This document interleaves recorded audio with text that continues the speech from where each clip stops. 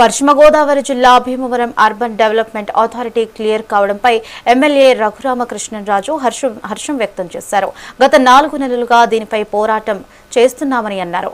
మన ప్రాంత నిధులు ఏలూరుకు వెళ్లడం సమంజసం కాదని ప్రభుత్వం దృష్టికి తీసుకువెళ్లినట్లుగా తెలిపారు.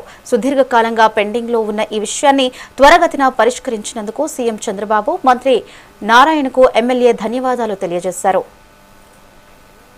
అర్బన్ డెవలప్మెంట్ అథారిటీ బుడా ఎప్పటి నుంచో పెండింగ్లో ఉన్న మన పశ్చిమ గోదావరి జిల్లా భీమవరం అర్బన్ డెవలప్మెంట్ అథారిటీ మరి ఈరోజు మనకి క్లియర్ అయిన సందర్భంగా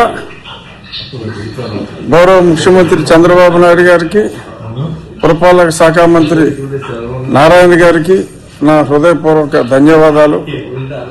గత 4 నెలలుగా దీని గురించి మనం ప్రయత్నం చేస్తూ మన ఏరియాలో ఉన్న వాళ్ళు ఏలూరు వెళ్ళి మన నిధులన్నీ కూడా అక్కడ జమ చేయటం అనేది సమంజసం కాదు అని మన వాదనలో చెప్పిన పిదప త్వరితగతిన ఇది క్లియర్ చేసినందుకు మరొక్కసారి గౌరవ ముఖ్యమంత్రి గారికి, నారాయణ గారికి ధన్యవాదాలు.